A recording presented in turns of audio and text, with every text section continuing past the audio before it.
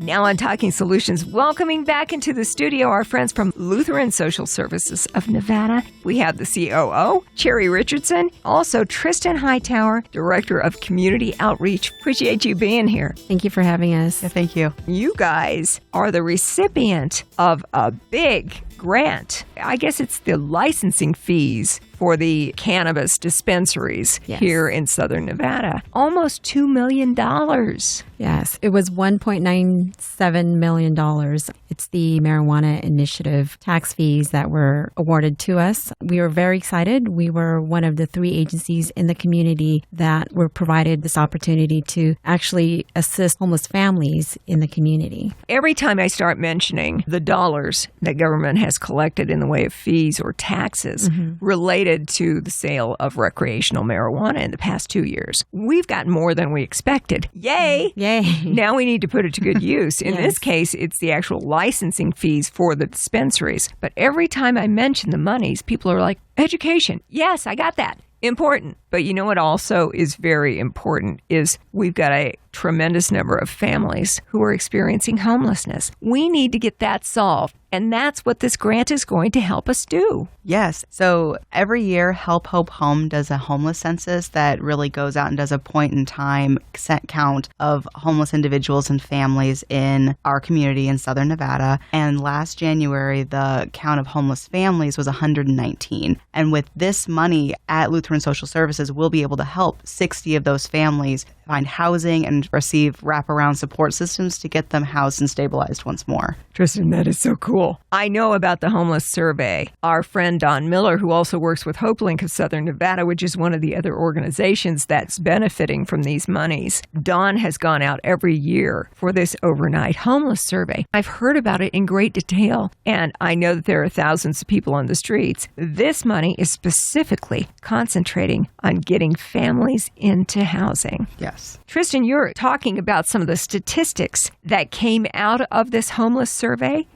I saw some numbers. Something like 58% of the families said the reason why they were homeless, the main reason, had to do with being out of a job. Yes. In the 2019 census, 57.6% of individuals who responded cited job loss as the primary cause for their homelessness. And also 55.3% said they were renting prior to becoming homeless. So there's this cycle that's easy to start where if you lose your job and you're renting, now you can no longer pay rent. And now you also don't have access to all of the other things that will help you get a job and become housed once more. You have difficulty accessing maybe transportation or other resources. So this initiative is really to help bridge the gap for all those wraparound services that will not only get people housed, but also help combat those other barriers to obtaining employment and permanent stability. The sad truth is most of us are only 1 or 2 paychecks away from being homeless ourselves. You encounter some circumstance that you didn't expect. Layoffs at work, you end up out of a job, thinking that it's only going to be for a few nights until you can get back on your feet. But when you're out of a housing situation like that, you end up encountering, got to find a place,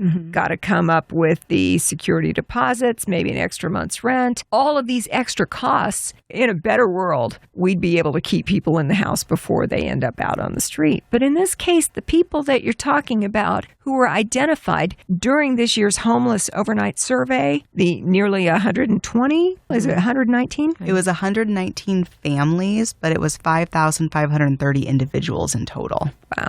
The thing is, once they're out of the housings, it's harder to get them back in. Yes. And you think it's only going to be for a few days. It ends up not working that way at all. Yeah, because the longer they're out, the longer the difficulty part in moving them into a place. You mentioned security deposit, first month's rent. A lot of times they won't have that. I mean, with the job loss, perhaps separation or divorce, you won't have that second income coming in. So now you find yourself homeless and then getting back into finding a place. A lot of them are requiring double security first month. Who has that? Who has 3 times the amount to move in? It just keeps them further down, the inability to get back into a place. And the difficult and challenging part for families also is having those units available to them. We're reaching out to landlords, explaining to them about the program, explaining to them that these families are experiencing these hardships, can they work with us? And perhaps not looking at that income, because it is a temporary situation for these families. They're trying to get back into increasing their income. Maybe they've had rental evictions and issues. We're kind of reaching out to landlords and saying, can you help us out for this temporary period? Help us get these families out of homelessness, out from the streets, and get them back into homes. And by doing that, what we're letting these landlords know is we're providing this intensive management. They don't really understand, what does that mean? That means that they'll have that contact person. If they can't reach that tenant, we will have a case manager that will be there visiting them. The landlords can reach out to these case managers. If there's something happening with these households on the premises, the case managers will be there to assist them, to navigate, reach out for resources. Anything this family needs, that case manager will kind of hold their hand for that time being to get them back integrated into the community and being a viable member as far as securing a job, getting back into other services that they need. Well, Cherry, that's a big deal because think about it from the landlord's point of view. Yes. They've got somebody who would love to rent their place,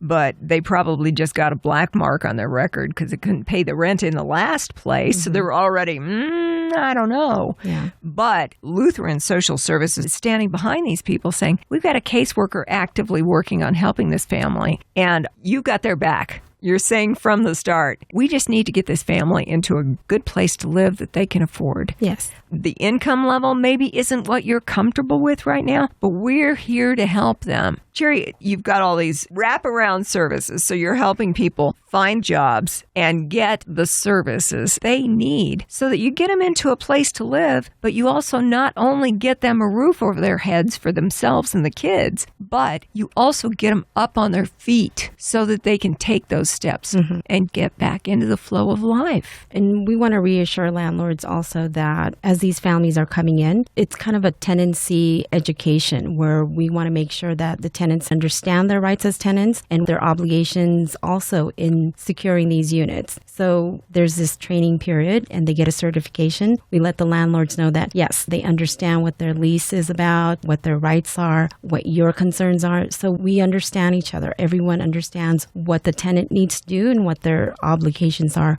while they're in this program. Jerry, I would bet those landlords wish all of their renters understood things as well as the people that you've given this certification to after they've learned what they need to learn as renters and good tenants through Lutheran Social Services of Nevada. Yes. We are talking with Cherry Richardson, the COO, and also Tristan Hightower, Director of Community Outreach for Lutheran Social Services of Nevada. We're talking about this grant. Is it Clark County that's actually giving the money? Yes. It's a total number of about $6 million.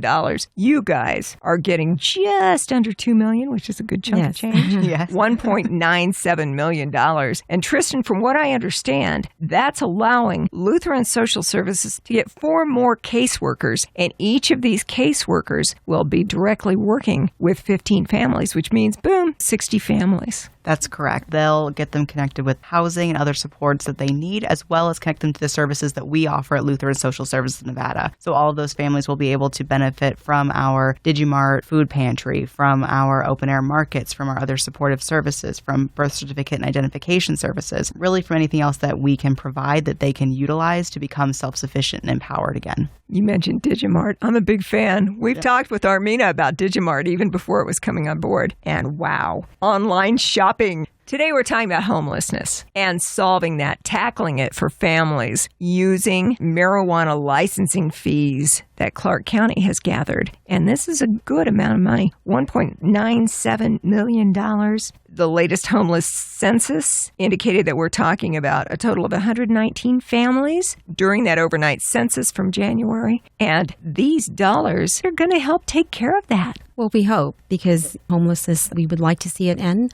but it's just this constant that's happening in our community. We never know what situations or circumstances befall anyone, but we hope to assist these families, again, provide these wraparound services from moving them into a unit, providing them resources to improve their financial situation, making sure that they are connected with other employment agencies in our community. Because when you're talking about loss of employment. You want to make sure they are connected with the right resources that will improve their income situation. We start with those services, and hopefully by providing them tools and information that they can improve their situation and once again graduate from our program, because this is a temporary situation and we want to make sure that we're there to assist and help them get on their own feet. Boy, it's hard not to feel for a parent who has kids and you all end up out on the street or sleeping in your car or couch surfing or whatever the situation is.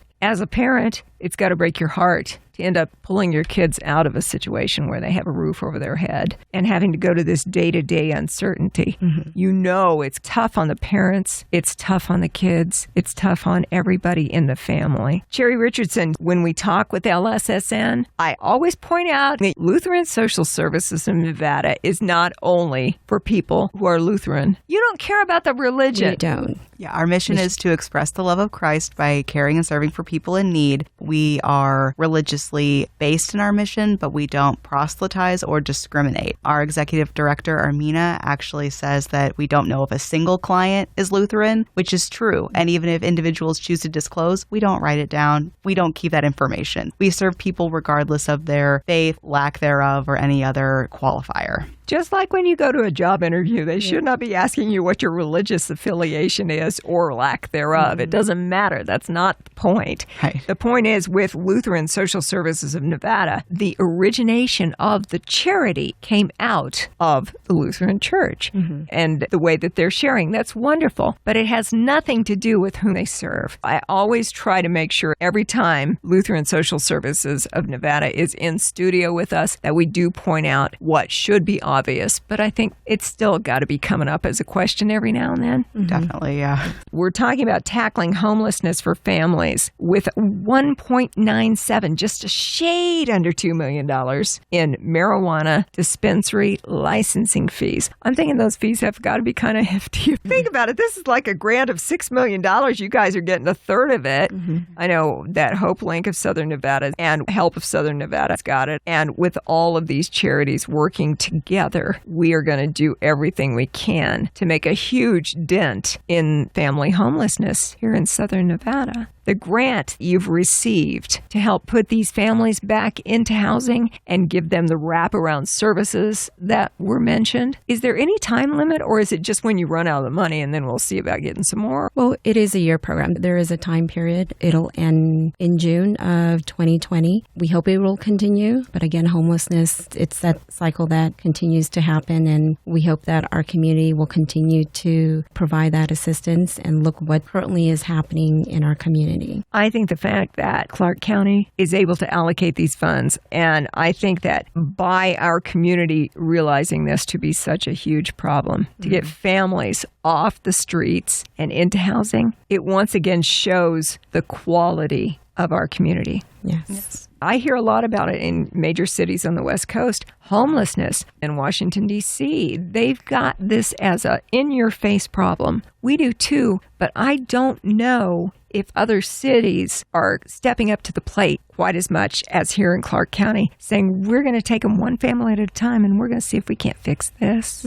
Yeah, and we are really grateful that Clark County chose to make this a priority to deal with our homeless families specifically, because by giving them money for the supportive services, but also to hire more case managers, to get more people who can be on the ground and actually hold their hands, like Cherry said, and help them get connected to services, I think will alleviate the problem long term instead of providing only short-term solutions. You know, Tristan, these families you encounter that you're able to help, say, we got your back, what do you need? Let's get you back into housing. Let's get you and the kids back with a roof over your head. You've got to get a lot of gratitude sent back your way, because these families, you got to believe that they were thinking that there wasn't anybody out there that could help. Yeah, and a lot of times, especially with this monies that came in, we could do a lot more with our families. You're looking at assisting them with daycare assistance. If they need interview clothing, we will provide that. It's a little bit more flexible in making sure that we are really addressing what these families need, because we have to look at them individually. They may come in with the same type of requests, but again, we create create specific case plans for them. So we ensure that we really do provide the assistance. And when we refer them to other agencies, it's specific to their needs. When you're looking at daycare assistance for them, because you have families with minor children. If you're looking at counseling, perhaps there's issues within the family. We have those resources. We also have one in-house where they can directly go downstairs and get that assistance. Again, when you're talking about the services being in one place, we have that there to ensure that if families are having difficulties in going to other agencies, we have it right there. We can provide transportation assistance, bus passes, or gas cards that they may need to go to these places. We have those available to them. So it gives us a lot of flexibility in making sure, again, that we are specifically providing what their needs are. Cherry, one of the things you mentioned just now, too, is having the services available on site. That's one of the exciting things about Lutheran Social Services of Nevada. I refer to it as a compound you've got right there off Boulder Highway, where you've got Lutheran Social Services of Nevada, your Digimart food pantry, you've got the Boys and Girls Club, you've got affordable housing. I mean, I can't even name all the services that you have on site, combining them all together. I just think that's such a step forward for a charity to bond all of these services in one place. And for the stuff that isn't nearby, as you mentioned, bus passes, transportation, whatever's needed, if you don't have it on site, you can get them to what they need. Mm-hmm. You can also refer them to the stuff that you can't take care of yourself. Yeah, because we can't be an expert in everything, or we can't have all the resources. That's why we have great partnerships out there, partner agencies that we can reach out to and they can reach out to us. This community is wonderful as far as when we're collaborating and working with each other. We have that ability to really step up and help together. I love Southern Nevada. Mm-hmm. We're such a much more amazing area than people from outside realize. They don't know how special this place is. Hey, Tristan, I'm going to start with you. One of the things that we do with Talking Solutions is we always ask, as listeners, what can we do to help you? I know that one of the major difficulties we're facing in launching this program is finding landlords who are willing to work with us, because we do need to go out in the community to find landlords that have units available who are willing to work with us, who are willing to trust us as we vouch for those clients who might have difficulties otherwise obtaining housing. So we're looking for landlords that are willing to work with us to provide units. That's a big deal, because affordable rent is almost an oxymoron in Las Vegas these days, which is sad to say, but it's true. It's very, very difficult for anybody to afford it in the first place. And finding it becomes more and more rare because there just aren't that many units available. That's a great point. Yep, we need more landlords. We need more affordable housing. Cherry Richardson, I'm going to ask you the same question. COO for Lutheran Social Services of Nevada. Talking Solutions, what can we do to help you? Yeah, again, landlords out there, that is our biggest piece, especially for this program in housing families. We would like landlords to reach out to us, come and visit us. If you want to know more about the program,